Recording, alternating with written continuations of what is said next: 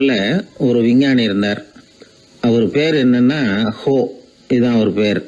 ஒரு ஊசியை கண்டுபிடிக்கணும், அதுக்காக அவர் ரொம்ப காலமா தலையை பிச்சுக்கிட்டு ஆராய்ச்சி பண்ணிட்டு இருந்தார். அது என்ன ஊசி தெரியுமா?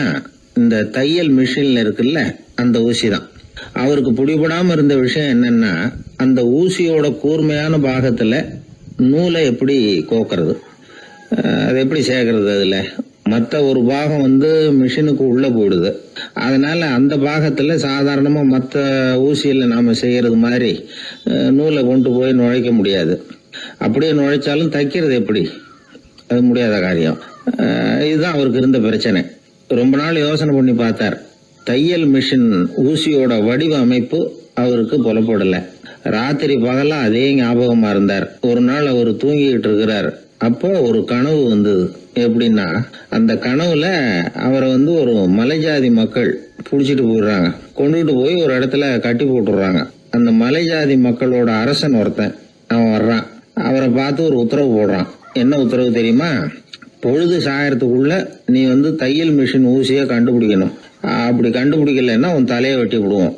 இதுதான் அந்த அரசன் போட்ட கட்டளை. இவருக்கு என்ன பண்றதுன்னு ஒண்ணுமே புரியல. திருன்னு முழிக்கிறார். இந்த நேரத்துல அந்த மலை ஜாதியினர் அவரை சுத்தி சுத்தி பயங்கரமா முழிச்சுக்கிட்டு டான்ஸ் ஆடுறாங்க. தன்னை சுத்தி சுத்தி ஆடிக்கிட்டு வர்றவங்களை ரொம்ப பயத்தோட அவர் பாக்குறார். நேரம் ஆவ ஆவ தன்னோட இறுதி நேரம் நெருங்கிறத உணர்றார். ரொம்ப நெருக்கடியான நிலைமை. தன்னை சுத்தி ஆடுறவங்களை கவனிக்கிறார். அவங்க கைகள்ல ஈட்டி மாதிரி ஏதோ ஒரு ஆயுதம் வச்சிருக்கிறாங்க. அந்த ஆயுதத்தை இவர் கண்ணுக்கு நேரா கொண்டுகிட்டு வராங்க. அதை அவர் பாக்குறார். அந்த ஆயுதத்தின் கூரான முனைய இவர் கூர்ந்து கவனிக்கிறார். அந்த கூரான முனையில ஒரு சின்ன துவாரம் தெரியுது. உடனே அவருக்கு பளிச்சுன்னு ஒரு ஐடியா உதயமாகுது. இதைத்தானே இவ்வளவு காலமும் நான் தேடிக்கிட்டு இருந்தேன். கூரான முனையில ஒரு சின்ன துவாரத்தை போட்டுட்டா அது மூலமா நூலை செலுத்தி மறுமுனைய மிஷின்ல வச்சுடலாமே. தையல் மிஷின் ஊசி ரெடி அப்படின்னு நினைச்சார். திடீர்னு தூக்கம் கலைஞ்சது. உடனே தன்னுடைய தலைமாட்டில் இருந்த குறிப்பு ஏடுல இதை குறிச்சு வச்சுக்கிட்டார். அதுக்கப்புறமா அந்த ஊசியையும் அவர் செஞ்சு முடிச்சார்.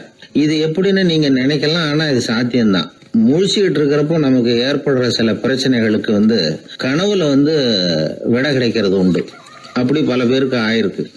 உங்களையும் பல பேருக்கு இது மாதிரி அனுபவம் ஏற்பட்டிருக்கலாம். எந்த ஒரு செயலை பத்தி நினைக்கிறப்போ அந்த செயல் நம்ம நினைவுல ஒரு நல்ல வடிவம் பெறுது. ஒரு செயல் திட்டத்தை எந்த அளவுக்கு நாம நல்ல யோசனை செஞ்சு திட்டம் போடுறோமோ அந்த அளவுக்கு அதை சுலபமா செஞ்சு முடிக்க முடியும். அந்த விஞ்ஞானி நினைச்ச காரியம் அவர் எண்ணம் பூராவும் ஆக்கிரமிச்சது. அதனால அவர் நினைச்சது கனவுல உருவாகி அதுக்கு செயல் வடிவம் கிடைச்சிட்டுது. மனிதனோட உள் மனசுக்கு அவ்வளவு ஆற்றல் உண்டு அப்படின்னு சொல்றாங்க. தூக்கத்தை ஆக்கபூர்வமா உபயோகப்படுத்துறது எப்படி அப்படிங்கறத பத்தி எல்லாம் இப்ப நிறைய ஆராய்ச்சி பண்றாங்களாம். பயிற்சி எல்லாம் வேற கொடுக்கறாங்களாம். அதனால தூக்கத்தை பத்தி லேசா நினைச்சுடாதீங்க. நமக்கு வேண்டியப்பட்ட ஒருத்தர், அவருக்கு தூக்கத்துல நடக்கிற வியாதி, அதுக்காக மருந்து சாப்பிட்டுக்கிட்டு இருந்தார். ஒரு நாள் அவரை பார்த்து கேட்டோம், ஏங்க உங்க தூக்கத்துல நடக்கிற வியாதிக்கு மருந்து சாப்பிட்டீங்களே, ஏதாவது முன்னேற்றம், ஏதாவது இம்ப்ரூவ்மெண்ட் தெரியுதா அப்படின்னு கேட்டோம். தெரியுதுன்னார். எப்படின்னோம். அதுக்கு அவர் சொல்றாரு, முன்னாடி எல்லாம் தூக்கத்துல ஒரு 10 அடி தூரம் நடப்பேன், இப்போலாம் ஒரு 40 அடி வரைக்கும் நடக்கிறேன் அப்படின்னு.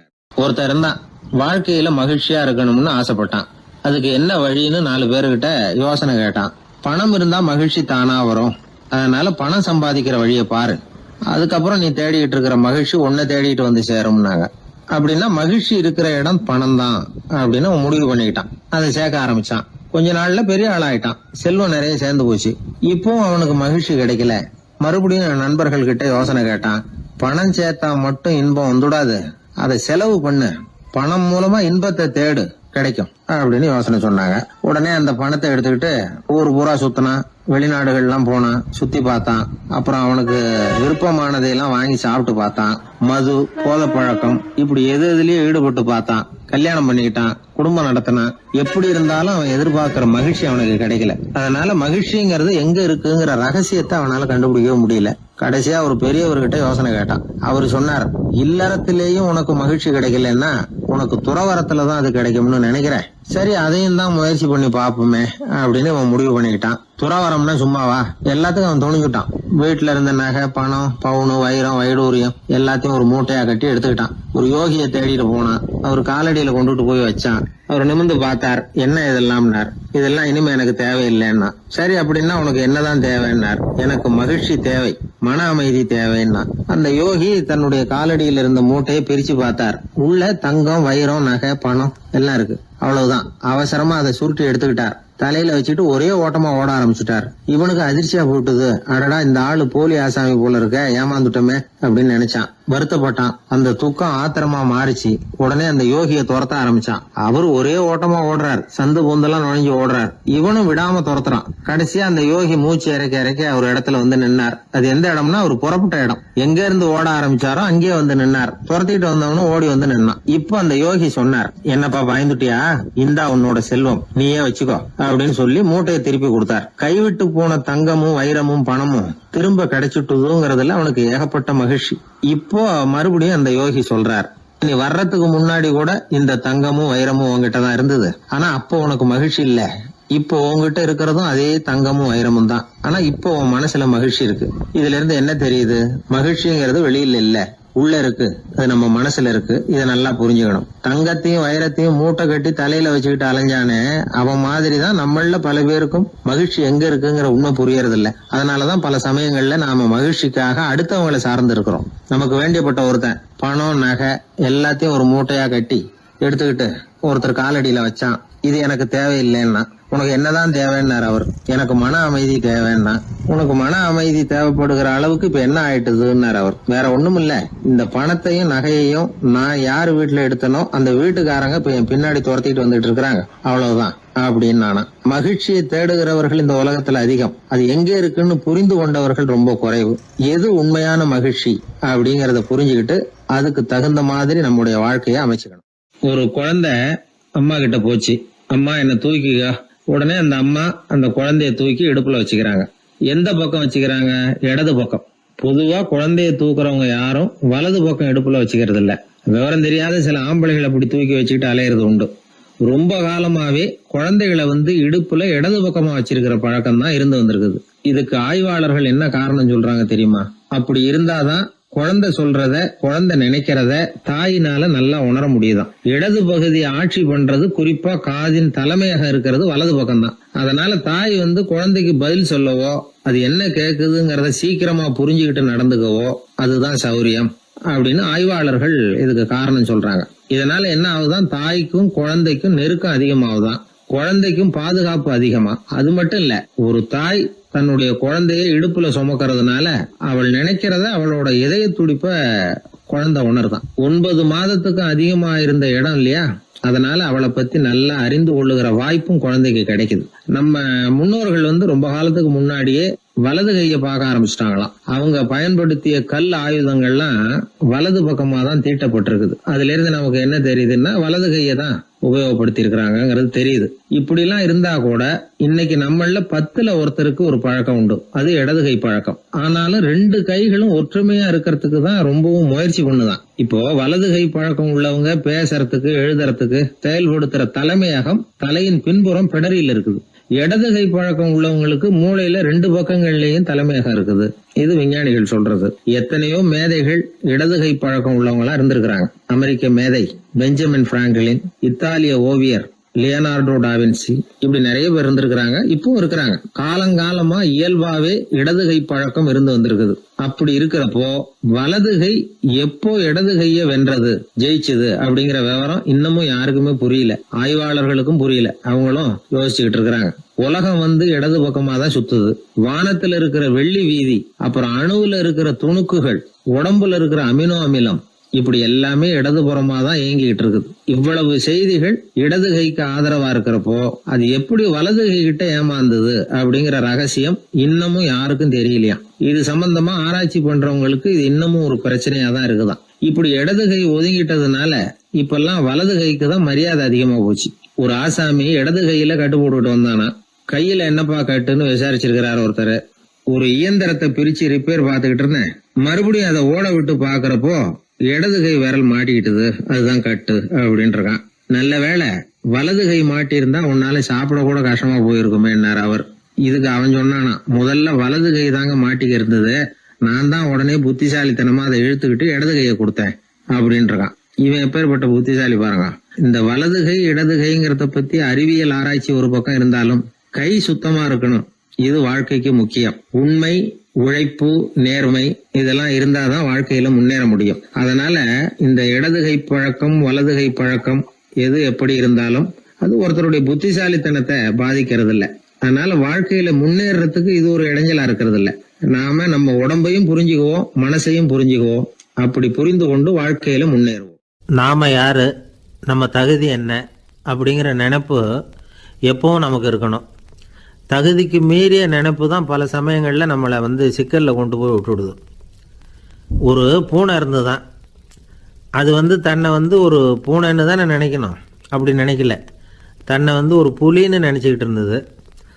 தன்னை பற்றின தகுதிக்கு மீறிய நினைப்போடு அந்த பூனை அப்படியே நடந்து போய்கிட்டு இருந்ததுதான். அப்போது வழியில் ஒரு பெரிய யானை அது அமைதியாக நின்றுக்கிட்டு இருந்தது. இந்த யானை ரொம்ப பொறுமையாக நின்றுக்கிட்டு இருக்கிறது இந்த பூனைக்கு ஒரு மாதிரியாக தெரிஞ்சிருக்கு. ஏன்னா பொறுமையாக ஒருத்தர் இருந்தால் அவங்கக்கிட்ட போய் ஏதாவது வாலாட்டி பார்க்கலாம்னு ஒரு ஆசை வருது இல்லை. அது மாதிரி பொறுமையாக நின்றுக்கிட்டு இருக்கிறது பூனைக்கு அதுக்கிட்ட போய் கொஞ்சம் வாலாட்டி பார்க்கலாமே அப்படின்னு ஒரு ஆசை. உலக இயல்பு தானே அது. இந்த பூனை ரொம்ப நல்ல புள்ள மாதிரி அந்த யானை இருக்கிற பக்கமாக போகுது. அந்த யானையை சுற்றி சுற்றி வருது, உத்து பார்க்குது, வாய் துருதுருக்குது, வம்பு வளர்க்க ஆரம்பிக்குது. அந்த யானைகிட்ட போய் என்ன கேட்குது தெரியுமா? எல்லாருக்கும் ஒரு பக்கம்தான் வால் இருக்கும், ஆனால் உனக்கு என்ன இப்படி ரெண்டு பக்கமும் வால் இருக்கிறது மாதிரி இருக்கே அப்படிங்குது. இது வேண்டாத வேலை தானே. இருந்தாலும் அந்த யானை பொறுமையாக பதில் சொல்லுது. அப்படி இல்லை, பின்னாடி இருக்கிறது தான் வால், முன்னாடி இருக்கிறது தும்பிக்கை அப்படிங்குது. அதோடு விட்டுற வேண்டியது தானே, விடலை இந்த பூனை. அது சரி, தும்பிக்கை ஏன் அப்படி உருண்டையாக பெரிய தூணு மாதிரி இருக்குது, அது என்னத்துக்கு அப்படிங்குது. இதுக்கும் அந்த யானை பொறுமையாக பதில் சொல்லுது. ஓ, அதை கேட்குறியா? ஊற்றில் தண்ணி இருக்கும்ல, அதை உறிஞ்சி குடிக்கிறதுக்காக அப்படி இருக்குது அது அப்படின்னுது. சரி, எல்லாருக்கும் பல்லு வாய்க்குள்ளே தானே இருக்கும், உனக்கு என்ன வெளியிலே இருக்குது, அதுவும் இல்லாமல் இவ்வளவு பெருசாக இவ்வளவு நீளமாக இருக்குது அப்படின்னு கேட்குது பூனை. இவ்வளவு கேள்விக்கும் பொறுமையாக பதில் சொல்லிகிட்டே வருது அந்த யானை. பல்லு ஏன் வெளியில் நீட்டிகிட்டு இருக்குன்னு கேட்குதுல்ல, அதுக்கு அது என்ன பதில் சொல்லுதுன்னா, அதுவா ஒரு புலி என்கிட்ட வாலாட்டுதுன்னு வச்சுக்கா, அந்த சமயத்தில் அதை தாக்கிறதுக்காக இது இப்படி இருக்குது அப்படின்னு சொல்லிச்சான். இதை கேட்டதும் பூனை உழுந்து உழுந்து சிரிக்க ஆரம்பிச்சுட்டு தான் அலட்சியமாக. ஏன் சிரிக்கிறேன்னு கேட்டிருக்கு. என்னமோ பாயறது மாதிரி பேசுறிய, மலை எங்கேயாவது பாயறது உண்டா? நீ கருப்பாக பெருசாக இருக்கிற மலை மாதிரி இருக்கிற, உன்னால் எப்படி பாய முடியும், அது முடியாத காரியம் அப்படின்னு சொல்லிவிட்டு மறுபடியும் சிரிக்குது இந்த பூனை. என் உடம்பை பார்த்துட்டு தானே மலைன்னு சொல்கிற, நான் பாய வேண்டிய அவசியம் இல்லை, என்னுடைய எதிரியை பாய வச்சுருவேன் அப்படின்ட்டுருக்கு. எப்படி பாய வைப்பேன்னு கேட்டுதான் பூனை. இந்த உன்னை பாய வைக்கிறேன் பார் அப்படின்னு சொல்லி அந்த பூனையை அப்படியே தும்பிக்கையால் லேசாக தூக்கி வேகமாக விட்டெறிஞ்சுதான். எங்கேயோ போய் தூரத்தில் பொத்துன்னு விழுந்தது அந்த பூனை. அப்பாடான்னு இடுப்பை பிடிச்சிக்கிட்டே எழுந்திரிச்சு நின்று பார்க்குது. தூரத்தில் அந்த யானை இன்னமும் பொறுமையாக ஆனால் கம்பீரமாக நின்றுக்கிட்டு இருக்குது. இப்போ தான் அந்த பூனைக்கு ஞானோதயம் பிறக்குதான். யானை பாய வேண்டிய அவசியம் இல்லை, அதுக்கு நீளமாக தும்பிக்கை இருக்குது அப்படிங்கிறத அது புரிஞ்சுக்கிட்டு தான். வலியாரிடம் வாயாடக்கூடாது அப்படிங்கிற பாடத்தை இந்த பூனை கற்றுக்கிட்டது. இந்த காட்சி பாவேந்தர் பாரதிதாசன் கைவண்ணத்தில் ஒரு கவிதையாக உருவெடுத்து வருது. பாவேந்தர் எழுதின கவிதை என்ன தெரியுமா? இரண்டு பக்கமும் வாலா என்றது பூனை, எதிரிலே தும்பிக்கை என்றது யானை, உருண்ட துதிக்க ஏனோ என்றது பூனை, ஊற்று நீரை உறிஞ்ச என்றது யானை, திரண்டு நீண்ட பல் ஏன் என்றது பூனை, சீரும் புலியை தாக்க என்றது யானை, இருண்ட மலை பாயாதென்றது பூனை, எடுத்தெறிந்தது பூனையை போய் யானை. இந்த கவிதையில் ஒரு பாடமும் இருக்குது, படமும் இருக்குது. அதாவது இதை படிக்கவும் முடியுது, பார்க்கவும் முடியுது. வலியார்கிட்ட வாயாடக்கூடாதுங்கிற சின்ன பிள்ளைங்க மட்டும் இல்லை, பெரியவங்களுக்கும் தேவையான கருத்தை இதிலேருந்து நாம் புரிஞ்சிக்க முடியுது. ஒருத்தன் அப்படி தான் ஆத்தங்கரையில் பொறுமையாக உட்காந்துக்கிட்டு இருந்த இன்னொருத்தனை போய் தலையில் கூட்டினான். அவன் பார்த்தான். உடனே ₹1 எடுத்து இவன் கையில் கொடுத்தான். இவனுக்கு ஒன்றும் புரியல. அவன் சொன்னான், இந்த ஊரில் இப்படி ஒரு வழக்கம், யாரை கூட்டினாலும் ஒரு குட்டுக்கு ₹1 விதமாக கொடுத்துட்றது பழக்கம் அப்படின்னு பொறுமையாக சொல்லியிருக்கிறான். இவனுக்கு ரொம்ப ஆசை உண்டாயிட்டுது. உடனே ஊருக்குள்ளே ஓடினான். கொஞ்ச நேரம் கழித்து திரும்பி ஓடி வந்தான். அந்த முதல் ஆசாமியை மறுபடியும் பார்த்தான். உங்கள் பேச்சை கேட்டுவிட்டு ஊருக்குள்ளே போய் ஒரு பெரிய ஆசாமியை பார்த்து அவன் தலையில் 10 குட்டு கூட்டினேன். ஆனால் அவன் உடனே என்கிட்ட இருந்ததை எடுத்து என் கையிலேயே கொடுத்துட்டான் அப்படின்னா. என்னத்தை பணத்தையான்னு கேட்டிருக்கிறான். இல்லை பல்லு அப்படின்னு சொல்லி கையில் காட்டினானான். எல்லாமே நாற்காலிக்கு ஆசைப்படாதவர்கள் அப்படின்னு சொல்லிட முடியாது. ஏன்னா நிறைய பேர் நாற்காலிக்கு ஆசைப்படுறவங்கள நாம் பார்க்குறோம். உட்கார்றதுக்கு ஒரு நாற்காலி கிடச்சிடாதா, அதோட ஒரு கால் உடஞ்சி முக்காலியாக இருந்தாலும் பரவாயில்ல, ஒரு மாதிரியாக அனுசரித்து உட்காந்துக்கலாம் அப்படின்னு அலையிறவங்க எத்தனை பேர்? இந்த காலத்தில் மட்டும்தான் அப்படின்னு இல்லை, அந்த காலத்துலேயும் இதே மாதிரி ஆசைகள் சபலங்கள் இருந்திருக்கும் போல இருக்குது. பரமசிவன் வசிஷ்டருக்கு ஒரு விசேஷமான ஆசனத்தை கொடுத்துருந்தாராம். சரி, அப்படி என்ன அதில் விசேஷம்னா, வசிஷ்டர் ஒரு குறிப்பிட்ட இடத்துக்கு போகணும்னு நினச்சி புறப்படுறாருன்னு வச்சுக்கோங்க. அவருக்கு முன்னாடியே இந்த ஆசனம் புறப்பட்டுரும். போய் ஒரு வசதியான இடமா பார்த்து இருந்துக்கும். வசிஷ்டர் போவார். அங்கே போனதும் எங்கே உட்காரலாம்ங்கிற இட பிரச்சனையெல்லாம் அவருக்கு ஏற்படுறதில்ல. அதுதான் இவருடைய இருக்கை அங்கே முன்னாடியே போய் காத்துக்கிட்டு இருக்குதே. நேராக போவார், அதில் உட்காந்துக்குவார். மற்ற முனிவர்கள்லாம் இதை பார்த்தாங்க. அவங்களுக்கு பொறாமையாக இருந்து தான் எல்லாரும் ஒரு இடத்துல கூடி இதை பற்றி பேசியிருக்கிறாங்க. என்ன இது, நாமளும் அவரை மாதிரி தானே இருக்கிறோம், இருந்தாலும் நமக்கும் அது மாதிரி ஒரு ஆசனம் கிடைக்கலையே அப்படின்னு யோசனை பண்ணியிருக்காங்க. சரி, நேராக பரமசிவன்கிட்டே போவோம், இதை பற்றி கேட்போம் அப்படின்னு நினச்சிக்கிட்டு போனாங்களாம். பரமசிவனை பார்த்துருக்குறாங்க. ஐயா, நாங்களும் முனிவர்கள் தானே, வசிஷ்டர் பண்ணுறது மாதிரி நாங்களும் உங்களை குறித்து கடும் தவம் பண்ணிக்கிட்டு தானே இருக்கிறோம். அப்படி இருக்கும்பொழுது அவருக்கு மட்டும் ஏன் இந்த விசேஷ சலுகை அப்படின்னு கேட்டிருக்காங்க. அதுக்கு பரமசிவன் சொன்னாராம், முனிவர்களே, உங்கள் கேள்விக்கு நான் பதில் சொல்கிறேன், ஆனால் அதுக்கு முன்னாடி நீங்கள் ஒரு காரியம் பண்ணணும்னாராம். என்ன செய்யணும் சொல்லுங்கன்னு இருக்காங்க. நீங்கள் ஒவ்வொருத்தரும் தனித்தனியாக போய் உங்களை விட உயர்ந்த ஒருத்தரை தேடி கண்டுபிடிச்சி அவருக்கு அதிதி பூஜை பண்ணி அவரை ஒரு மண்டலத்துக்குள்ளே என்கிட்ட அழைச்சிட்டு வந்துருங்க அப்படின்னாராம். சரின்னு எல்லாரும் புறப்பட்டுருக்காங்க. அவங்க போனதுக்கப்புறம் நந்தி தேவனை அழைச்சி வசிஷ்டரை கூப்பிட்டுக்கிட்டு வர சொன்னாராம். அவர் வந்தார், வணங்கினார். வசிஷ்டரே, இன்னையிலேருந்து ஒரு மண்டலத்துக்குள்ளே உங்களை விட தாழ்ந்தவர் ஒருத்தரை தேடி கண்டுபிடிச்சி அவருக்கு அதிதி பூஜை பண்ணி அவரை என்கிட்ட கூப்பிட்டுட்டு வாங்கன்னு விட்டார். சரின்னு இவரும் புறப்பட்டு போயிட்டார். கொஞ்ச நாள் ஆச்சு. முனிவர்கள்லாம் திரும்பி வந்தாங்க. பரமசிவன் முன்னாடி நின்னாங்க. ஐயா, எவ்வளவோ தேடி பார்த்துட்டோம், எங்களை விட உயர்ந்தவர்கள் யாருமே கிடைக்கல அப்படின்னாங்களாம். வசிஷ்டரும் சேர்ந்தார். ஐயா, எவ்வளவோ தேடி பார்த்தேன், என்னை விட தாழ்ந்தவர் யாருமே கிடைக்கல அப்படின்னாராம். அவரே தொடர்ந்து சொன்னார், என்னுடைய மனைவி எனக்கு அடங்கினவ தானே, அவளுக்காவது அதிதி பூஜை பண்ணி அழைச்சிட்டு வந்துடலாமான்னு யோசித்து பார்த்தேன். என்னோட மனசு அதுக்கும் இடம் கொடுக்கல. ஏன்னா அவளோட விரதத்துக்கு முன்னாடி நாம் ஏமாத்திரம் அப்படின்னு யோசித்து பார்த்தேன். அதனால் அந்த எண்ணத்தையும் கைவிட்டுவிட்டேன் அப்படின்னு ரொம்ப வருத்தத்தோடு சொன்னாராம். இதை கேட்ட உடனே மற்ற முனிவர்களுக்கு வெக்கமாக போச்சு. இந்த உலகத்தில் நம்மளை விட மேலானவங்க யாருமே இல்லைன்னு நாம் நினச்சோம். வசிஷ்டரோ தன்னை விட தாழ்வானவங்க யாருமே இல்லைன்னு நினைக்கிறார். பரமசிவன் ஏன் அந்த ஆசனத்தை அவருக்கு மட்டும் கொடுத்தார் அப்படிங்கிற கேள்விக்கான பதில் அவங்களுக்கு கிடச்சிட்டு தான். இந்த காலத்தில் நாம் எப்படி நினைக்கிறோம்னா, எல்லாரும் நம்மளை விட மட்டமானவங்கன்னு நினைக்கிறோம். அதனால் நாம் மட்டும் நாற்காலியில் உட்காந்தா போதும் அப்படின்னு நினைக்கிறோம். ஏமாந்து போனவங்க சந்தர்ப்பம் பார்த்து காலை வாரி விட்டுறாங்க, கீழே விழுந்து காலை உடச்சிக்கிறோம். அதுதான் இன்றைக்கி நடக்கிறது. ஒரு அம்மா தன்னோட வீட்டுக்காரரை ஒரு மனோதத்துவ டாக்டர்கிட்ட அழைச்சிட்டு போனாங்களாம். என்ன ப்ராப்ளம்னு கேட்டிருக்கார் டாக்டர். எங்கள் வீட்டுக்காரர் அடிக்கடி நாற்காலியில் உட்காந்து காலை உடச்சிக்கிறார் அப்படின்னாங்களாம். அப்படின்னா அந்த நாற்காலியில் தான் ஏதோ கோளாறு அப்படின்னாரான் டாக்டர். அப்படி இருக்க முடியாது டாக்டர் அப்படின்னாங்களாம் அந்த அம்மா. அது எப்படி அவ்வளோ உறுதியாக சொல்கிறீங்கன்னு கேட்டிருக்கார் அந்த டாக்டர். எங்கள் வீட்டில் நாற்காலியே கிடையாது டாக்டர், இவர் இருக்கிறதா நினச்சிக்கிட்டு உட்கார்றார், அதுதான் ப்ராப்ளம். அப்பா, மின்சார பல்பு ஃபீஸாக போயிட்டுது, வேற ஒன்று வாங்கி மாட்டணும் அப்படின்னா பையன். சரி, போய் புதுசாக ஒன்று வாங்கிட்டு வாடா அப்படின்னு காசு கொடுத்தார் அப்பா. இவன் ஓடி போய் வாங்கிட்டு வந்தான். அப்பா கிட்ட கொடுத்தான். அவர் மாட்டினார். அதுக்கப்புறம் அவரை பார்த்து ஒரு கேள்வி கேட்டான். ஏன்பா, இந்த பல்பு ஏன் உடைய மாட்டேங்குது அப்படின்னா. இது என்னடா கேள்வி, நாம கீழே போடல அதனால உடையலன்னார். அப்பாவோட புத்திசாலித்தனம் அவ்வளவுதான். ஆனா பையன் கேட்டது அந்த அர்த்தத்துல இல்ல. ஒரு மின்சார பல்பு குமிழின் கண்ணாடி இருக்குல்ல, அதோட கனம் எவ்வளவு இருக்கும்? ஒரு 1/2 மில்லிமீட்டர் அவ்வளவுதான் இருக்கும் அந்த கனம். அவ்வளவு மெலிசா இருக்கிற ஒரு கண்ணாடி குமிழ இந்த ஹோல்டர்ல மாற்றம் நம்ம விரலால அழுத்தி புடிச்சு திருக வேண்டியிருக்கு அந்த சமயத்துல. அப்படி செய்யறப்ப அது உடையறது இல்ல. நம்ம விரலோட அழுத்தத்தை தாங்கி நிற்கிற அளவுக்கு அதுக்கு பலம் எங்க இருந்து வந்தது? இதுதான் பையன் கேட்ட கேள்வியோட அர்த்தம். இந்த காலத்து பிள்ளைங்களுக்கு விஞ்ஞான அறிவு அதிகம், அதனால இப்படி எல்லாம் கேள்வி கேட்பாங்க.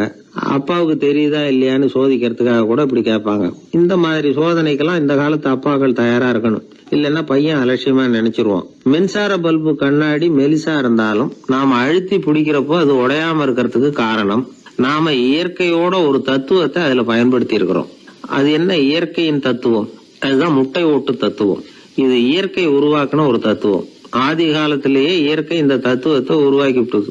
அதாவது பறவைகளோட முட்டை ஓடு எப்படி இருக்கு, அதோட கனம் எவ்வளவு இருக்கும்? மின்சார பல்பு மாதிரி தானே, ரொம்ப மெலிசா தான் இருக்கு. பறவைகள் இனவிருத்திக்காக முட்டை போடணும். அந்த முட்டை எப்படி இருக்கணும்? இயற்கை கொஞ்சம் யோசிச்சு பார்த்தது.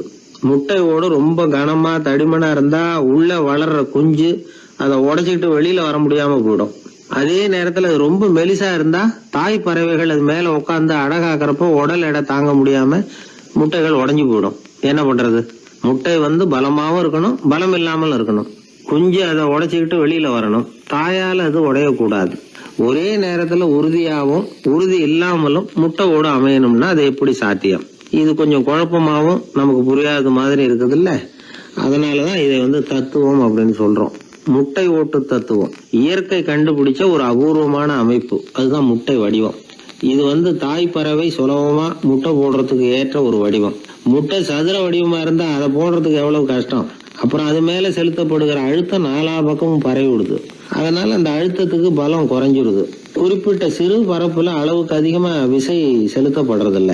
அதனால முட்டையோட வடிவம் தான் அந்த உறுதிக்கு காரணம். இது எப்பேற்பட்ட தத்துவம். இதுதான் மின்சார பல்பு செய்யறப்போ நாம காப்பி அடிச்சிருக்கிறோம். பொதுவா வகுப்புல காப்பி அடிச்சாதான் முட்டை போடுறது வழக்கம். நாம முட்டையே காப்பி அடிச்சிருக்கிறோமே, இது எப்பேற்பட்ட காப்பி. ஒரு ஆசிரியர் வகுப்புல பசங்களை பார்த்து ஒரு கேள்வி கேட்டாராம். கோழி முட்டை இடுமா முட்டை போடுமா அப்படின்னு கேட்டாராம். ஒரு பையன் எந்திரிச்சு பதில் சொல்லியிருக்கிறான். கோழி முட்டை இடும், முட்டை போடாது அப்படின்னு சொல்லியிருக்கான். இவன் ஏன் போடாதுன்னு கேட்டாராம் ஆசிரியர். போட்டா உடஞ்சிரும் சார் அப்படின்னு பையன். ஒரு திருடன் ஒரு வீட்டுல போய் திருடணும்னு திட்டம் போட்டான். இருட்டுனதும் போய் திருடணும். ஆனா ராத்திரி ஆனா வாசல் கதவை சாத்தி உள்பக்கம் தாழ்பால் போட்டுருவாங்களே, என்ன பண்றது, எப்படி வீட்டுக்குள்ள போறது? இவன் யோசனை பண்ண ஒரு முடிவுக்கு வந்தான்.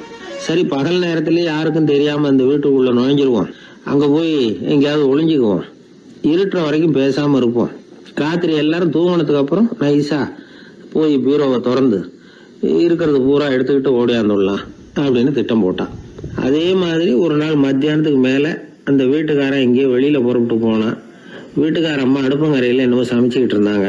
திருடன் பார்த்தான். இதுதான் சமயம்னு அந்த வீட்டுக்குள்ள மெதுவா நுழைஞ்சிட்டான். எங்க ஒளியலாம்னு பார்த்தா வலது பக்கம் ஒரு ரூம் இருந்தது. அங்க போனான். அங்க ஒரு படுக்கை அறை, அங்க ஒரு பெரிய கட்டில் இருந்தது. அதுக்கு அடியில போய் பதுங்கிட்டான். இருட்டுனது நம்ம வேலையை ஆரம்பிக்கலாம், அது வரைக்கும் பொறுமையா இருக்கணும் அப்படின்னு சொல்லி பேசாம வாயை மூடிட்டு கம்முன்னு இருக்கிறான். ரொம்ப நேரம் கழிச்சு வெளியில போயிருந்த வீட்டுக்காரன் திரும்பி வந்தான். சாப்பிட்டான், லைட்டை நிறுத்தி விட்டு படுத்துட்டான். அந்த அம்மாவும் வேலையெல்லாம் முடிச்சுட்டு படுத்துட்டாங்க. நடு ராத்திரி, விடி விளக்கு லேசா எரிஞ்சுக்கிட்டு இருக்கு. வீட்டுக்காரன் லேசா கண்ணை முழிச்சான். கட்லுக்கு நேரா எதிரில ஒரு கண்ணாடி. அதுல பாக்குறான், கட்லுக்கு கீழே ஒரு திருடன் ஒளிஞ்சு இருக்கிறது தெரிஞ்சு போச்சு. உடனே அவன் திருடன் சத்தம் போடல, யோசனை பண்ணான். மேஜையில இருக்கிற கத்தி எடுத்து கையில வச்சுக்குவோமா அப்படின்னு யோசனை பண்ணான். இந்த சந்தர்ப்பத்துல கத்தியை உபயோகப்படுத்துறதை விட புத்தியை உபயோகப்படுத்துறது தான் சாமர்த்தியம் அப்படின்னு நினைச்சான். உடனே அது பிரகாரம் செயல்பட ஆரம்பிச்சிட்டான். என்ன பண்ணான் தெரியுமா? எதையும் வெளியில காட்டிக்காம ரொம்ப சர்வசாதாரணமா தன்னுடைய மனைவி கிட்ட பேச ஆரம்பிச்சான். மனைவியும் புத்திசாலி, அதனால அவங்களுக்கு தெரியும். அவங்களும் வீட்டுக்காரர் கேட்ட கேள்விக்கு பொருத்தமா பதில் சொல்ல ஆரம்பிச்சாங்க. இவன் கேட்டான், இத பாரு, நமக்கு குழந்தை பிறந்தா அதுக்கு கிருஷ்ணமூர்த்தின்னு தான் பேர் வைக்கணும் அப்படின்னா. அதெல்லாம் முடியாது. ஆம்பளை பிள்ளையா இருந்தா ஏகாம்பரம், பொம்பளை பிள்ளையா இருந்தா பங்கஜவல்லி, இதுதான் அவங்க மாமனார் மாமியார் பேர், அதுதான் வைக்கணும் அப்படின்னாங்க அந்த அம்மா. அதெல்லாம் முடியாது, நான் முடிவு பண்ணிவிட்டேன் கிருஷ்ணமூர்த்தின்னு கத்தனா அவன். இல்ல ஏகாம்பரம் பங்கஜவல்லின்னுது இந்த அம்மா. வாதம் முத்தி போச்சு. கிருஷ்ணமூர்த்தி கிருஷ்ணமூர்த்தி கிருஷ்ணமூர்த்தின்னா அவன், ஏகாம்பரம் பங்கஜவல்லி ஏகாம்பரம் பங்கஜவல்லின்னு இவங்க கத்துறாங்க. ஒரே சத்தமா போச்சு. இத கேட்டதும் பக்கத்து வீட்டுல இருந்தவங்க, எழுத்த வீட்டுல இருந்தவங்க எல்லாம் எழுந்திரிச்சு ஓடி வந்து இவங்க வீட்டு கதவை தட்ட ஆரம்பிச்சிட்டாங்க. தடன்னு இவன் சாவகாசமா எழுந்திரிச்சு போய் கதவை திறந்தான். என்னங்க இந்த ராத்திரி வேலையில எங்களை எல்லாம் ஏன் கூப்பிட்டீங்க, யாருக்கு என்ன ஆச்சு அப்படின்னு கேட்டாங்க. கேட்டது யாருன்னா பக்கத்து வீட்டு கிருஷ்ணமூர்த்தி, எழுத்த வீட்டு ஏகாம்பரம் பங்கஜவல்லி எல்லாரும். அடடே உங்களை கூப்பிடலீங்க, குழந்தைக்கு பேர் வைக்கிறது சம்பந்தமா எங்களுக்குள்ள சண்டை வந்துட்டுது, அதுதான் விஷயம். வேணும்னா ஏதாவது கட்டிலுக்கு அடியில ஒளிஞ்சிட்டு இருக்கிறானே ஒருத்தன், அவனை கூட கேட்டு பாருங்க, அவன் தான் இதுக்கு சாட்சி அப்படிங்கிறான் அந்த ஆளு. உடனே எல்லாரும் விஷயத்த புரிஞ்சுக்கிட்டு திருடனை பிடிச்சி போலீஸ்ல ஒப்படைச்சிட்டாங்களாம். நெருக்கடியான நேரங்கள்ல பதறாம புத்திசாலித்தனமா செயல்படணுங்கிறத தெரிஞ்சுக்கிறதுக்காக இந்த கதை. புத்திசாலித்தனமா செயல்படுற ஒரு குடும்ப தலைவி இருக்காங்க. அவங்க என்ன செய்வாங்க தெரியுமா, எல்லாரும் ராத்திரி ஆனா வீட்டை உள்பக்கமா பூட்டி விட்டு தானே படுப்பாங்க. ஆனா அந்த அம்மா என்ன பண்ணுவாங்கன்னா வீட்டை வெளிப்பக்கமா ஒரு பூட்டு போட்டு பூட்டி விடுவாங்க. எழுத்த வீட்டுக்காரங்க கிட்ட சொல்லி தினமும் இப்படி பூட்டி விட சொல்றது பழக்கம். ஏங்க அப்படி செய்யறீங்க, திருடன் சுலபமா உள்ளே வந்துடக்கூடாதுங்கிறதுக்காகவா அப்படின்னு கேட்டாங்க. இல்லைங்க, சுலபமா வெளியில போயிடக்கூடாதுங்கிறதுக்காக அப்படின்னாங்க. என்னங்க சொல்றீங்க அப்படின்னு கேட்டாங்க. ஆமாங்க, இவருக்கு அந்த பழக்கம் உண்டு அப்படின்னு தன்னுடைய வீட்டுக்காரரை காட்டினாங்க. பக்கத்து வீடுகள் பத்திரமா இருக்கணுங்கிறதுக்காக தன்னுடைய வீட்டை பூட்டி வைக்கிறது ஒரு பெரிய விஷயம் தானே. மகாபாரத யுத்தம் முடிஞ்சது. தர்மர் சக்கரவர்த்தி ஆனார். பீஷ்மர் யுத்த பூமியில அம்பு படுக்கையில படுத்து கிடக்கிறார், உயிரை விட போறார். சூரியன் வட திசை அடையிற உத்தராயண புண்ணிய காலத்தை எதிர்பார்த்து காத்துக்கிட்டு இருக்கிறார். அந்த சமயத்துல தர்மர் கண்ணங்கிட்ட அனுமதி வாங்கிட்டு பீஷ்மரை பாக்கிறதுக்காக குருக்ஷேத்திரத்துக்கு வர்றார். தம்பிமார்கள், திரௌபதி எல்லாரும் கூட வர்றாங்க. பீஷ்மரை பார்த்து எல்லாரும் வணங்குறாங்க.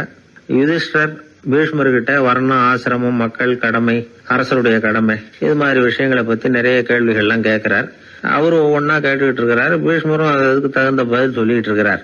இப்படி பீஷ்மர் யுதிஷ்டருக்கு தர்மோபதேசம் செஞ்சுக்கிட்டு இருக்கிறப்போ திரௌபதிக்கு சிரிப்பு வந்துட்டுதான். கழுக்குன்னு அந்த அம்மா சிரிச்சுட்டாங்க.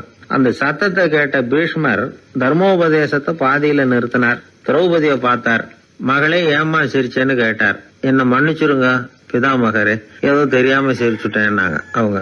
குழந்தாய், உன்ன மாதிரியே உள்ள உத்தம பெண்கள் காரணம் இல்லாம பலர் முன்னிலையில இப்படி சிரிக்க மாட்டாங்க, வெக்கப்படாம விஷயத்த சொல்லுன்னாரு அவர். திரௌபதிக்கு கண் கலங்க ஆரம்பிச்சு. சுவாமி, நீங்க இப்போ இவ்வளவு தர்மோபதேசம் பண்ணிட்டு இருக்கிறீங்க, இத பாக்குறப்ப எனக்கு திடீர்னு ஒரு சந்தேகம் வந்துட்டுது.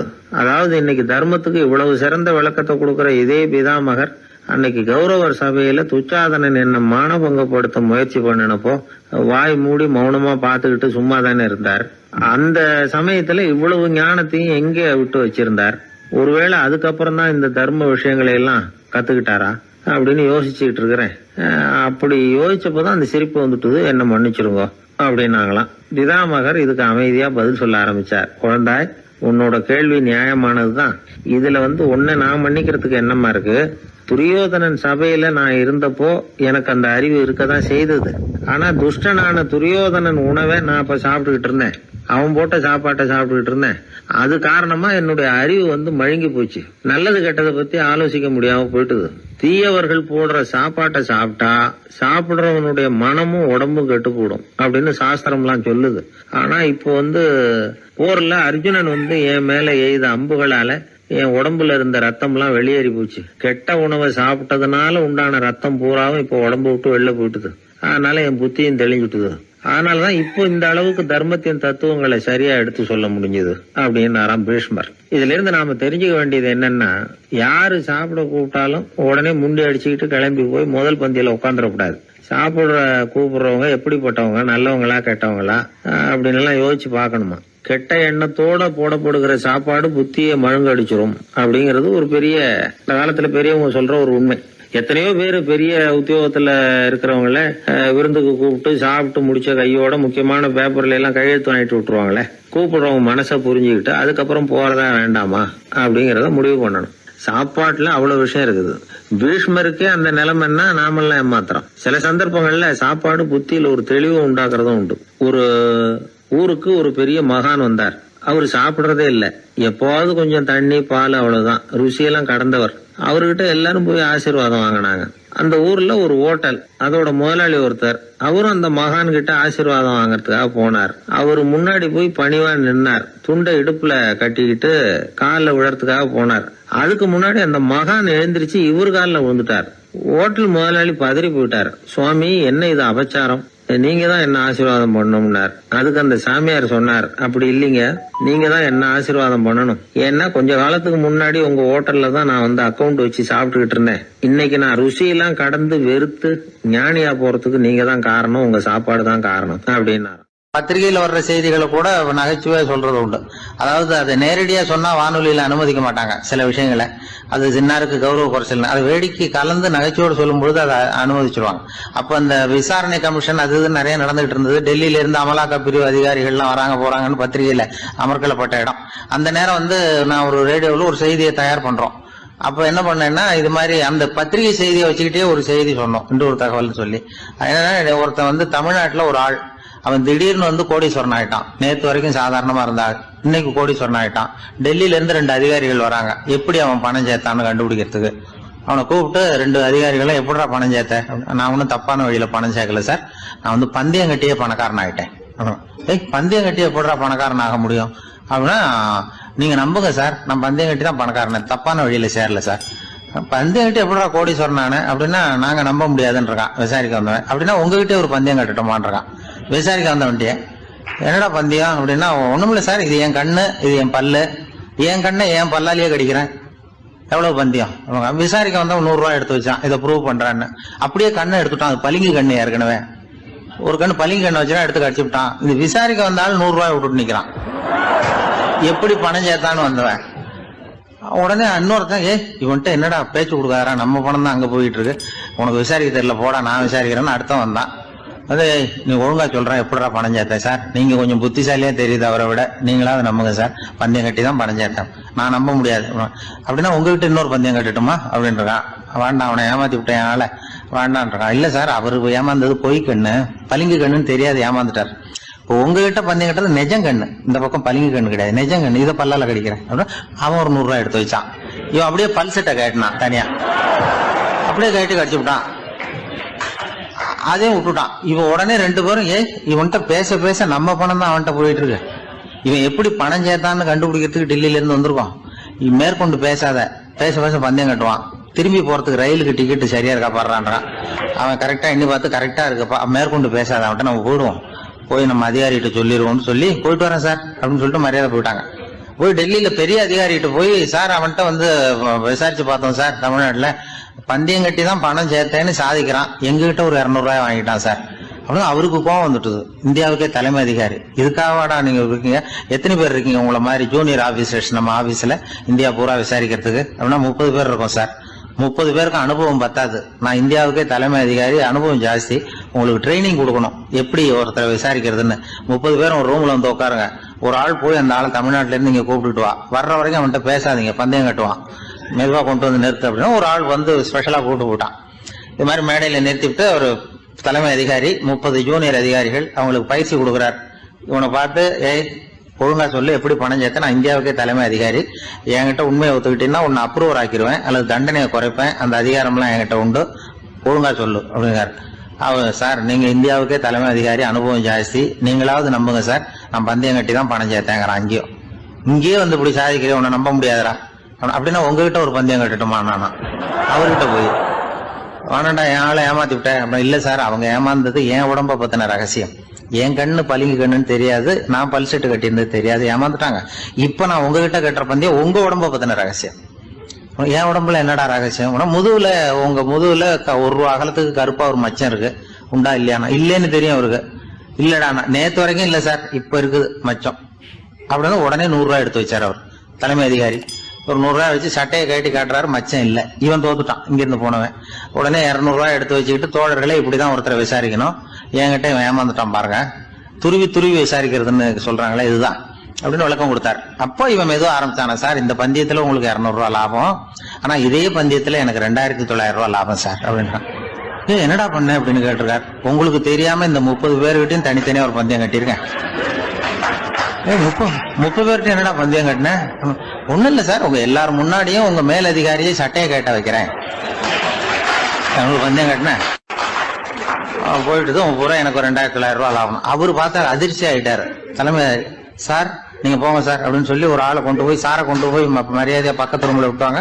இனிமே அவர்கிட்ட யாரும் பேசாதீங்க வாங்கன்னு சொல்லிவிட்டு, அதுக்கப்புறம் தோழர்களே இவர் பேச ஆரம்பிச்சாரு. தோழர்களே, இனிமே யாரும் தமிழ்நாட்டு பக்கம் விசாரிக்க போகாதீங்க. நீங்க யாராவது போறதுன்னா மத்திய பிரதேசம், உத்தரப்பிரதேசம், இப்படி எத்தனையோ பிரதேசம் இருக்கு, போயிட்டு வாங்க. தமிழ்நாட்டு மட்டும் போகாதீங்க, ஏன்னா அங்க போனா நம்ம பணத்துக்கு ஆபத்து வந்துருது அப்படின்னு சொன்னாருன்னு இந்த கதையை ரேடியோவில் சொன்னேன். இந்த கதையை உண்மை சம்பவமா சொன்னா அனுமதிச்சிருக்க மாட்டாங்க.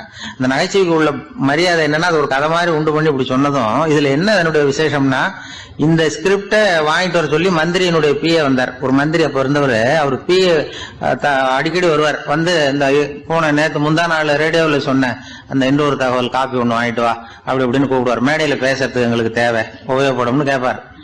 அவரு இந்த நிகழ்ச்சி வந்தப்போ உடனே அன்னைக்கு வந்துட்டார் அந்த பிஏ. இன்னைக்கு காலையில சொன்னீங்களே சார், மந்திரி கேட்கிறாரு மேடையில பேசுறதுக்கு அப்படின்னு. நான் அப்பதான் ஆச்சரியப்பட்டேன். பாருங்க, இந்த நகைச்சுவைக்கு உள்ள மரியாதை அவரே கேட்கிறார். சொல்லப்பட்டதே அவரை பத்தி தாங்கிறது தெரியாம அவரே எப்படி சொல்ல, அதுதான் சிரிப்புக்குள்ள மரியாதைங்கிறது. அது யாரை பத்தி சொல்றோமோ அவருக்கு தெரியாம கூட சொல்லலாம். அதை அப்படி இது உண்மையில நடந்த சம்பவம். அந்த அமைச்சர் இப்ப இல்ல, உயிரோட எல்லாம் இருந்து வாங்கிட்டு இருந்தார். கிராமத்துல ஒருத்தன் தன்னுடைய நகங்களை வெட்டிக்கிட்டு இருந்தான். வெட்டி முடிச்சதும் ஒரு வயசானவர் அவனை பார்த்து, அதெல்லாம் அடுத்தவன் கண்ணில் படுறது மாதிரி போட்டுறாதப்பா, ஆபத்துன்னார். என்ன ஆபத்துன்னு கேட்டான் இவன்.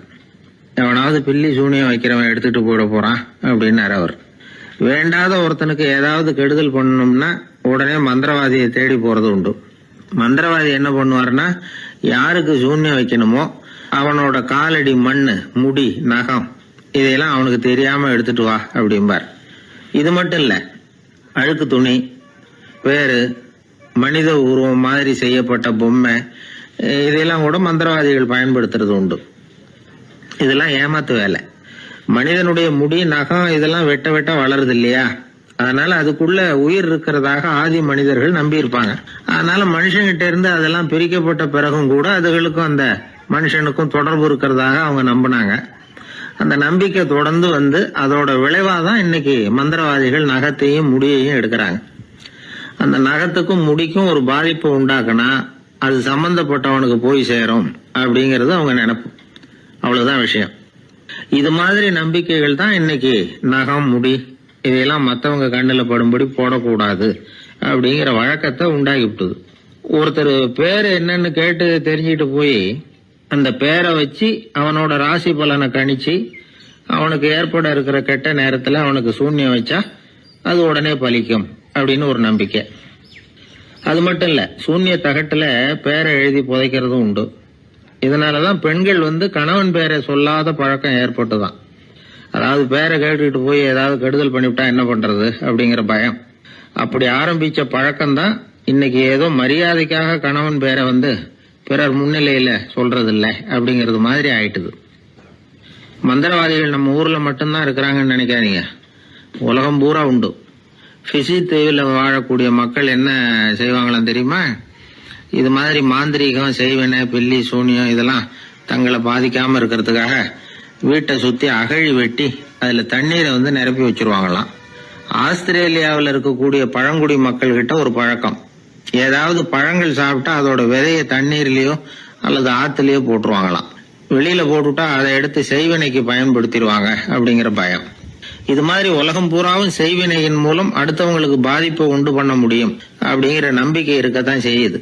பொதுவா எல்லா ஊர்லயுமே நகம், முடி, காலடி மண்ணு, மனித உருவ பொம்மை இததான் மந்திரவாதிகள் பயன்படுத்துறாங்களாம். இந்த பில்லி, சூனியம், செய்வினை இதுல இருக்கிற உண்மை என்ன தெரியுமா? நகமோ முடியோ எதையும் செய்யறது இல்ல, சம்பந்தப்பட்டவனுக்கு ஏற்படுற பயம் இருக்கு பாருங்க, அதுதான் பாதிக்கும். இது மனநிலையை பொறுத்த விஷயம், வேற விஞ்ஞான ரீதியான பாதிப்பு இதுல எதுவும் கிடையாது. நம்ம ஊர்ல ஏற்பட்ட பகுத்தறிவு சிந்தனைகள், மூட நம்பிக்கைகளை எவ்வளவோ குறைச்சிருக்குது. இருந்தாலும் ஏமாந்து போறவங்க இன்னும் இருந்துகிட்டு தான் இருக்கிறாங்க. இந்த காலத்துல சின்ன குழந்தைகளை கூட ஏமாத்துறது கஷ்டம். ஒரு குழந்தை கேட்டுதான், ஏன்பா பிரார்த்தனை பண்ணுனா நமக்கு எல்லாம் கிடைக்குமா அப்படின்னு தான். ஓ கிடைக்குமே அப்படின்னாராம் அப்பா. நீ வச்சிருக்கிறிய பேனா அது கூட கிடைக்குமா அப்படின்னு கேட்டுதான் குழந்தை. ஓ கிடைக்கும் அப்படின்னாராம். அப்படின்னா நீ வச்சிருக்கிற பேனாவை என்கிட்ட கொடுத்துரு, அதுக்கப்புறம் நீ பிரார்த்தனை பண்ணி வேற ஒரு பேனாவை வாங்கிக்கோ அப்படின்னு தான் அந்த சின்ன குழந்தை. ஒரு ராஜா இருந்தார். அவர் ஒரு பெரிய கோயில் கட்டினார். பல ஊர்கள்ல இருந்து சிற்பிகள்லாம் கொண்டுகிட்டு வந்தார். அழகழகா சிற்பங்களை செய்ய சொன்னார். ஊர்ல உள்ள ஜனங்களும் கோயில் கட்டுறதுக்கு அவங்களால முடிஞ்ச உதவியை செஞ்சாங்க. ராத்திரி பகலா வேலை நடக்குது. கோயில் கொஞ்சம் கொஞ்சமா வசந்துகிட்டே வந்துட்டுது. அந்த ஊர்ல ஒரு வயசான அம்மா இருந்தாங்க, ரொம்ப ஏழை. அவங்களுக்கு மனசுக்குள்ள ஒரு உறுத்தல், இந்த ஊர்ல எல்லாரும் இந்த கோவில் கட்டுறதுக்கு அவங்களால முடிஞ்ச உதவியை பண்ணிட்டு இருக்கிறாங்க, நம்மளால ஒன்றும் பண்ண முடியலையே அப்படின்னு நினைச்சு கவலைப்பட்டாங்க. அவங்களுக்கு மனசு கேட்கல, ஏதாவது செய்யணும் நம்மளால முடிஞ்சது அப்படின்னு யோசனை பண்ணாங்க. நல்ல வெயில் நேரத்துல சிற்பிகள்லாம் ரொம்ப சிரமப்பட்டு சிலை வடிச்சுக்கிட்டு இருக்கிறாங்கல்ல, அவங்களுக்கு அந்த நேரம் தாகம் எடுக்குமே, அதனால சிரமப்பட்டு ஒரு குடத்துல தண்ணியை எடுத்துக்கிட்டு அதை இடுப்புல வச்சுக்கிட்டு மெதுவா கொண்டுகிட்டு அங்க போறது அப்படின்னு முடிவு பண்ணிட்டு அந்த அம்மா போச்சு. அங்க போய் வேலை செய்யறவங்களுக்கு தாகம் எடுக்கிற போலாம் ஒரு கோவலையில தண்ணியை எடுத்து கொடுத்துக்கிட்டு இருக்கிறது. இப்படியே பண்ண ஆரம்பிச்சுட்டு அந்த அம்மா. ஏதோ அந்த அம்மாவால முடிஞ்ச ஒரு சின்ன உதவி அது. இப்படி கொஞ்சம் கொஞ்சமா வேலை நடந்தது. கோபுரம் வசந்தது, எல்லா வேலையும் முடிஞ்சது. இனிமே கடைசியா கற்ப கிரகத்தின் மேல விமானம் அமைக்க வேண்டியதுதான் பாக்கி. அந்த வேலையும் ஆரம்பமாச்சு. அந்த சிற்பிகள்லயே அனுபவசாலியான ஒருத்தர் இந்த அம்மாவை தேடிட்டு வந்தார். பாட்டி, உங்ககிட்ட இருக்கிற ஏதாவது ஒரு பொருளை கொடுங்க, அந்த விமானத்துல வைக்கலாம் அப்படின்னு நாங்க நினைக்கிறோம் அப்படின்னார். இந்த அம்மாவுக்கு ஒன்றும் புரியல. ஏதாவது இருந்தாவில கொடுக்கலாம், எதுவும் இல்லையே, என்ன பண்றது யோசனை பண்ணாங்க. இத பாருப்பா, என்கிட்ட என்ன இருக்கு, இந்த வாசப்படியில கிடக்குது, இந்த கல்லு தான் இருக்குது, வேணும்னா இத எடுத்துட்டு போங்க அப்படின்னாங்க. உடனே அந்த கல்லை பேத்து எடுத்துட்டு போயிட்டாங்க அவங்க. அங்க போய் பார்த்தா என்ன ஆச்சரியம், அந்த விமானத்து உச்சியில கலசங்களை அமைக்கிறதுக்கான பிரம்ம எந்திரத்தை மூடுற கருங்கல் ஒண்ணு தேவையா இருந்தது. இவங்க எடுத்துட்டு போன கல்லு அதுக்கு ரொம்ப பொருத்தமா அமைஞ்சு போச்சு. ஏதோ அதுக்காகவே அளவெடுத்து செஞ்சது மாதிரி அமைஞ்சுட்டுது. அந்த கல்லையே அங்க அப்படியே பதிச்சுட்டாங்க. ஒரு வழியா கோவிலை கட்டி முடிச்சாங்க. அடுத்தது கும்பாபிஷேகம். அதுவும் ரொம்ப சிறப்பா கோலாகலமா நடந்து முடிஞ்சது. இவ்வளவையும் பார்த்த அந்த ராஜாவுக்கு மனசுக்குள்ள ரொம்ப பெருமையா இருந்தது. இவ்வளவு பெருசா இந்த கோவில் உருவாகிறதுக்கும் இவ்வளவு சிறப்பா இந்த விழா நடக்கிறதுக்கும் நாம தானே காரணம் அப்படின்னு மனசுக்குள்ள நினைச்சுக்கிட்டார். இப்படி நினைச்சுக்கிட்டே அன்னைக்கு ராத்திரி அரண்மனையில படுத்து தூங்கினார். உடனே ஒரு கனவு. ஆண்டவனே அந்த ராஜாவோட கனவுல வந்தார். ராஜா ஆண்டவனை வணங்கினார். இறைவா, உங்களுக்காக நான் கட்டி இருக்கிற கோவில் எப்படி இருக்குது, நல்லா இருக்குதா அப்படின்னு கேட்டார் ராஜா. அதுக்கு இறைவன் சொன்ன பதில் என்ன தெரியுமா, நீ கட்டின கோவில்ல அந்த கிழவியோட நிழல்ல நான் சுகமா இருக்கிறேன் அப்படின்னாராம். இப்படி சொல்லிவிட்டு கடவுள் மறைஞ்சுட்டார். கனவு கலைஞ்சது. ராஜா விசாரிச்சார், யார் அந்த கிழவி அப்படின்னு. எல்லாரும் விவரத்தை சொன்னாங்க. அப்பதான் ராஜா நினைச்சு பார்த்தார், இந்த கோவிலை நானே கட்டினதாக ரொம்ப பெருமைப்பட்டுக்கிட்டேன். ஆனா அந்த வயசான அம்மா வீட்டு வாசல்ல கிடந்த கல்லு அது இறைவனுக்கு சுகமான நிழல் கொடுக்கறதாக சொல்றாரு அப்படிங்கறத எண்ணி பார்த்தார். நான்கிற எண்ணம் நழுவி போயிட்டுதான். கோபுரம் எவ்வளவு பெருசுங்கிறது முக்கியம் இல்ல, குணம் எவ்வளவு பெருசுங்கிறது தான் முக்கியம். அந்த வயசான அம்மா நம்ம நாட்டுல வாழறது தான் நமக்கு உண்மையான பெருமை அப்படின்னு நினைச்சாராம் ராஜா. இந்த காலத்திலயும் ஒரு ஊர்ல ஒரு கோவில் கட்டினாங்க. எல்லா ஜனங்களும் அவங்களால முடிஞ்சதை செஞ்சாங்க. நம்மால ஒருத்தன் அந்த திருப்பணி குழு தலைவரை போய் பார்த்தான். நான் ஏதாவது ஒத்துழைக்கணுமா ஐயா அப்படின்னு ரொம்ப பணிவா கேட்டான். திருப்பணி குழு தலைவர் சொன்னார், இத பாருப்பா, இந்த கோவில் கட்டி முடிக்கிற வரைக்கும் உன்னுடைய ஒத்துழைப்பு எதுவும் தேவையில்லை. கட்டி முடிச்சு கும்பாபிஷேகம் ஆனதுக்கு அப்புறம் தான் உன்னுடைய ஒத்துழைப்பு ரொம்ப அவசியம் அப்படின்னார். அதுக்கப்புறம் நான் என்ன செய்யணும் சொல்லுங்கன்னா, இவன் இந்த சாமி சிலையை நீ திருடிட்டு போகாம இருக்கணும், அவ்வளவுதான் அப்படின்னாராம் அவர். ஆங்கிலேய ஆட்சி இந்தியாவில் நடந்துகிட்டு இருந்த காலம். மூதறிஞர் ராஜாஜி சேலத்துல வழக்கறிஞரா தொழில் நடத்திக்கிட்டு இருக்கிறார். அவர் ஒரு சமயம் தன்கிட்ட வேலை செஞ்சுக்கிட்டு இருந்த பணியாளர் ஒருத்தரை கூப்பிட்டார். இத பாருப்பா, இந்த அஞ்சல் தலைய இந்த தபால் கவர்ல ஒட்டிட்டு வா அப்படின்னு சொன்னாராம். அந்த ஆள் உடனே அந்த கவரையும் ஸ்டாம்பையும் வாங்கிட்டு போனார். பசை தடவி ஸ்டாம்பை கவர்ல ஒட்டினார். திருப்பி கொண்டுகிட்டு ராஜாஜி கிட்ட கொடுத்தார். இவர் அதை வாங்கி பார்த்தார். உடனே சிரிக்க ஆரம்பிச்சிட்டாராம். அவரால் சிரிப்பை அடக்க முடியல. அந்த பணியாளரை பார்த்து, ஏன்பா, நாங்க எல்லாரும் எவ்வளவோ பாடுபட்டு முயற்சி பண்ணி போராடிட்டு வர்றோம், ஆனா எங்களால முடியல, எங்களால முடியாத அந்த காரியத்தை நீ ஒரு நிமிஷத்துல செஞ்சுட்டியே அப்படின்னு சொல்லிவிட்டு மறுபடியும் சிரிச்சாராம். பணியாளருக்கு உடனடியா ஒன்றும் புரியல, என்னன்னு பார்த்தார். அப்புறம் ராஜாஜி சொன்னாராம், ஆமாப்பா நீ ஒரு நிமிஷத்துல பிரிட்டிஷ் மன்னரை வந்து கவுத்துட்டியே அப்படின்னாராம். அப்புறம் தான் விவரம் புரிஞ்சிருக்குது. அந்த பணியாளர் மன்னர் உருவம் இருந்த அந்த தபால் தலைய அந்த கவர்ல தலைகீழா ஒட்டி வச்சிருக்கிறார். அதை பார்த்துட்டு தான் ராஜாஜி அப்படி சொன்னாராம். இந்த நகைச்சுவை உணர்வு அவருக்கு இயல்பாவே இருந்தது. சேலத்துல வெங்கட சுப்பையர் அப்படின்னு சொல்லி ஒரு பிரபலமான வக்கீல், அவரும் ராஜாஜியும் ஒரு ஊர்ல பொதுக்கூட்டத்தை முடிச்சுக்கிட்டு திரும்பி ரயில்ல சென்னைக்கு வந்துகிட்டு இருக்கிறாங்க. ராத்திரி நேரம். வெங்கட சுப்பையர் ஜன்னல் ஓரமா உட்காந்து பயணம் பண்ணிட்டு இருக்கிறார். திடீர்னு ஒரு இடத்துல அவரோட கை கடிகாரம் நழுவி ஜன்னல் வழியா வெளியில வந்துட்டு தான். அவர் உயிருக்குயிரா பாதுகாத்து வச்சிருந்த வாட்ச் அது. ஏன் தெரியுமா? அவர் வக்கீல் ஆகிறதுக்கு முன்னாடி சென்னை கிறித்துவ கல்லூரியில பணியாற்றிக்கிட்டு இருந்தார். பணி முடிஞ்சு விலகிறப்போ அவர்கிட்ட படிச்ச மாணவர்கள்லாம் அன்புக்கு அடையாளமா ரொம்ப பிரியமா கொடுத்த கை கடிகாரம் அது. அப்பேற்பட்ட அன்பு பரிசை திடீர்னு இழந்து விடுறதுக்கு யாருக்கு தான் மனசு வரும்? ஐயோ வாட்சி வெளியில விழுந்துட்டுதே அப்படின்னு பதட்டத்தோட சத்தம் போட ஆரம்பிச்சாராம். ராஜாஜி பக்கத்துல தான் உட்கார்ந்து இருக்கிறார். இருந்தாலும் இதை கேட்டுவிட்டு பதட்டப்படல, பதில் எதுவும் சொல்லல. அவர் பாட்டுக்கு என்னத்தையோ 1, 2, 3ன்னு எண்ணிட்டே வந்தாராம். வெங்கட சுப்பையர் ரொம்ப வேதனைப்பட்டிருக்கார். என்னங்க இது, என்னோட அருமையான கை கடிகாரம் நழுவி வெளியில விழுந்துட்டுது, அதுக்காக நான் தவிச்சுக்கிட்டு இருக்கிறேன். நீங்க என்னன்னா இதை கொஞ்சம் கூட காதல வாங்கிக்காம குழந்தை மாதிரி என்னத்தையும் எண்ணிக்கிட்டே வர்றீங்களே அப்படின்னாராம். அப்பவும் ராஜாஜி ஒன்னும் பதில் பேசல. அவர் பாட்டுக்கு விடாம எண்ணிக்கிட்டே வந்தார். அடுத்த ஸ்டேஷன்ல வண்டி நின்னுது. ராஜாஜி ஸ்டேஷன் மாஸ்டரை கூப்பிட்டார். அவர் வந்ததும் அவர்கிட்ட சொன்னாராம், சார் எங்களுக்கு ஒரு உதவி செய்யணும். நாங்க வர்ற வழியில என் நண்பரோட வாட்ச் வெளியில விழுந்துட்டுது. அது விழுந்த இடத்துல இருந்து தந்தி கம்பங்களை விடாம எண்ணிக்கிட்டே வந்திருக்கிறேன். இவ்வளவு கம்பங்களுக்கு அப்பால அது கிடக்கும். தயவு பண்ணி யாரையாவது அனுப்பி அதை தேட ஏற்பாடு பண்ணுங்க. அது கிடைச்சுட்டுதுன்னா எங்களால முடிஞ்ச அன்பளிப்பு தர்றோம். அது மட்டும் இல்ல, எங்களுக்கு ஒரு லெட்டர் போடுங்க கிடைச்சுட்டுதுங்கிற விவரத்தை, நாங்க வந்து வாங்கிக்கிறோம் அப்படின்னு எல்லாம் சொன்னாங்களாம்.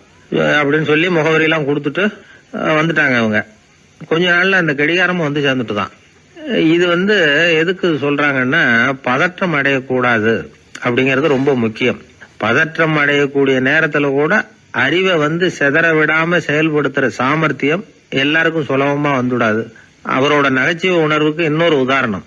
ஒரு தடவை அவரை பாக்குறதுக்கு ஒரு நண்பர் வந்தாராம். என்னப்பா பண்ணிட்டு இருக்கிற அப்படின்னு விசாரிச்சிருக்காரு ராஜாஜி. இப்ப நான் நிறைய கதை கட்டுரை எல்லாம் எழுதுறேன் சார், புத்தகம் போடுறேன் அப்படின்னாராம் வந்தவர். அப்படின்னா சாப்பாட்டுக்கு என்ன பண்ற அப்படின்னு கேட்டாராம் ராஜாஜி. இங்க எழுத்த நம்பி யாரும் காலம் தள்ள முடியாதுங்கிறத அவ்வளவு தெளிவா அவர் புரிஞ்சு வச்சிருக்கிறார். என்னுடைய நண்பர் ஒருத்தர், அவர் விரல்ல நகமே இருக்காது. என்ன காரணம்னு நினைக்கிறீங்க? எல்லாத்தையும் அவரே கடிச்சு துப்பிடுவார். அப்படி ஒரு பழக்கம். சின்ன குழந்தைகள் நகம் கடிக்குது, விரல் சூப்புது. இதுக்கு என்ன காரணம் தெரியுமா?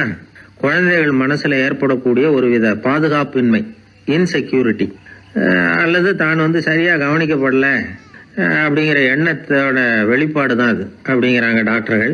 சில இடங்கள்ல 2வது குழந்தை பிறந்த உடனே பெரியவர்கள் கவனம் முதல் குழந்தைகிட்ட இருந்து கொஞ்சம் விலகி 2வது குழந்தைகிட்ட போயிடும்.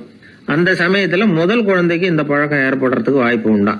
சில குடும்பங்கள்ல கணவன் மனைவி 2 பேருமே வேலைக்கு போறவங்களா இருப்பாங்க. குழந்தை ரொம்ப நேரத்துக்கு பெத்தவங்களை பிரிஞ்சு இருக்க வேண்டிய சூழ்நிலை இருக்கும். குழந்தை ஒரு பாதுகாப்பின்மையை உணர ஆரம்பிக்கும். இந்த பழக்கம் வந்துடும். அதனால ஒரு குழந்தைக்கு தான் ஒதுக்கப்படுறோம் அப்படிங்கிற நினைப்பு வராம பாத்துக்கணும். வளர்ந்த குழந்தைகளும் நகம் கடிக்கும். வயசானவங்க கிட்டையும் இந்த பழக்கம் இருக்கும். இது ஒரு மனச்சிதைவின் வெளிப்பாடு அப்படிங்கிறாங்க மனநல நிபுணர்கள். அம்மா அப்பா திட்டினாலும் சரி, அல்லது ஆசிரியர் திட்டினாலும் சரி, இந்த பழக்கம் வந்துடும். நாம தவறு பண்ணிட்டோம் அப்படிங்கிற நினைப்பு வர்ற சமயம் நகம் கடிக்க ஆரம்பிச்சிருவோம். ஏதோ ஒண்ணு அடையணும் அப்படின்னு நினைக்கிறோம், அதை அடைய முடியல. இப்படி ஒரு ஏக்கம் வர்ற சமயத்திலேயும் சில பேர் நகத்தை கடிக்க ஆரம்பிச்சிருவாங்க. ஒரு பெரிய அதிகாரி, தனியார் நிறுவனத்துல வேலை பார்க்கிறவரு, அவரு டென்ஷன் ஆயிட்டாருன்னா உடனே அறைக்கு அதை சாத்தி விடுவாங்களாம். அவரே சாத்திக்குவாராம். அப்படி சாத்திக்கிட்டு உள்ள எதையாவது வெறிச்சு பார்த்துக்கிட்டே நகத்தை கடிக்க ஆரம்பிச்சிருவாராம். இந்த பழக்கம் உலகம் பூரா உண்டு. நகம் கடிக்கிறவங்களை அந்த பழக்கத்திலிருந்து மீட்கிறதுக்கு என்ன வழி அப்படின்னு லண்டன்ல உள்ள அழகியல் நிபுணர்கள் யோசனை பண்ணி பார்த்திருக்கிறாங்க. சில ஆய்வுகள் பண்ணி பார்த்தாங்களாம். அவங்க என்ன பண்ணாங்க தெரியுமா? நகம் கடிக்கிற பழக்கம் உள்ளவங்களை எல்லாம் தேடி பிடிச்சாங்க. அவங்களையெல்லாம் 3 பிரிவாக பிரிச்சுக்கிட்டாங்க. ஒரு பிரிவு கிட்ட என்ன சொன்னாங்கன்னா, உங்களுக்கு நகத்தை கடிக்கணுங்கிற நினைப்பு வர்றப்போவெல்லாம் டைரி எழுத ஆரம்பிச்சிருங்க அப்படின்னாங்களாம். இன்னொரு பிரிவு கிட்ட உங்களுக்கு அந்த நினைப்பு வர்றப்போவெல்லாம் உங்க நகத்துக்கு வண்ணம் பூச ஆரம்பிச்சிருங்க, அழகுபடுத்த ஆரம்பிச்சிருங்க, நெயில் பாலிஷ் போடுறாங்களே அது மாதிரி, அப்படி ஒரு யோசனை சொல்லியிருக்காங்க. 3வது குழுவினர்கிட்ட உங்களுக்கு நகத்தை கடிக்கணுங்கிற எண்ணம் வர்றப்போவெல்லாம் விரல்களை இறுக்கமா மூடி வச்சுக்கிட்டு வேற விஷயங்கள்ல கவனம் செலுத்துங்க அப்படின்னு சொன்னாங்களாம். இப்படி 3 வித முயற்சி பண்ணி பார்த்ததுல கடைசியா அவங்க என்ன கண்டுபிடிச்சாங்க தெரியுமா? 3வது குழு செஞ்சதுல நல்ல பலன் கிடைச்சதாம். அதாவது நகம் தெரியாதபடிக்கு விரலை இறுக மூடிக்கிட்டு வச்சுக்கிட்டோம்னா அந்த பழக்கம் மாறுதான். அப்படி இருந்தவங்க கிட்ட இந்த நகம் கடிக்கிற பழக்கம் மெதுவா குறைஞ்சு போச்சான். அதனால நகம் கடிக்கிற பழக்கம் உள்ளவங்க இதை முயற்சி பண்ணி பார்க்கலாம். ஒரு ஆள் இருந்தார், அவருக்கு எப்ப பார்த்தாலும் நகத்தை கடிச்சுக்கிட்டே இருக்கணும், அப்படி ஒரு பழக்கம். அதனால அவர் விரல்ல எப்பவும் நகம் இருக்கிறது இல்ல, விரல் இருக்கிறதே பெரிய ஆச்சரியம். அவருக்கு திடீர்னு உடம்புல அரிப்பு, சொரிஞ்சிக்க முடியல, அரிப்பும் நிக்கல. 1 வாரம் தொடர்ந்து கஷ்டப்பட்டார். கடைசியா ஒரு டாக்டர் கிட்ட ஓடினார். அவர் எல்லாத்தையும் விவரமா கேட்டுக்கிட்டு கடைசியா கொஞ்சம் மாத்திரை கொடுத்து வேலைக்கு 1 சாப்பிடு அப்படின்னாராம். இந்த மாத்திரை எதுக்கு டாக்டர்? அரிப்பு நிக்கிறதுக்கா அப்படின்னாராம்.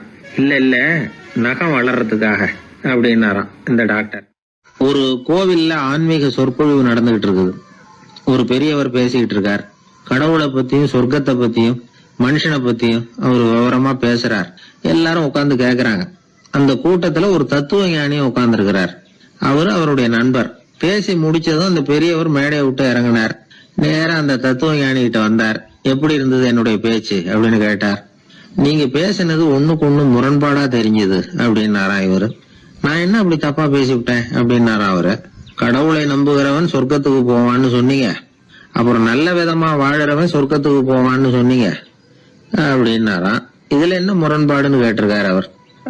இதுலதான் முரண்பாடு தெரியுது எனக்கு. அதாவது இங்க ஒருத்தன் எல்லா தப்பும் பண்ணிட்டு இருக்கிறான், அவன் கடவுளை நம்பினான்னா அவன் சொர்க்கத்துக்கு போவானா? இது என்னுடைய முதல் கேள்வி.